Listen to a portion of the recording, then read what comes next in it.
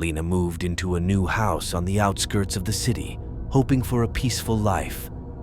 The house was old but cozy.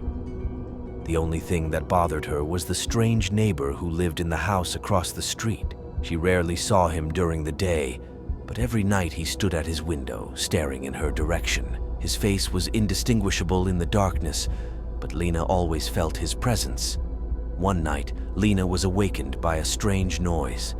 It sounded like someone scratching at her window. She approached the window and peeked through the curtains. The neighbor was in his usual spot, but this time he raised his hand and pointed at something behind her. Lena turned sharply but saw nothing. Her unease grew with each passing night. She started noticing small things moving around in her house, though she was sure she hadn't touched them. One day, she found an old photograph on the table in her living room, depicting her house many years ago. In the background was her neighbor, standing by his window. Determined to find out more about the house and the neighbor, Lena went to the local library and found old newspapers. It turned out that many years ago, a family living in her house had been murdered by their neighbor. The killer was never found, but many believed his spirit still haunted the area. That night, Lena went to bed with a heavy heart.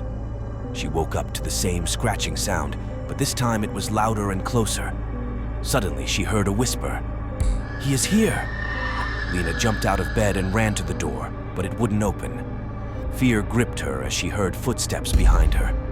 Lena turned and saw her neighbor standing in the shadows. His face was twisted with malice.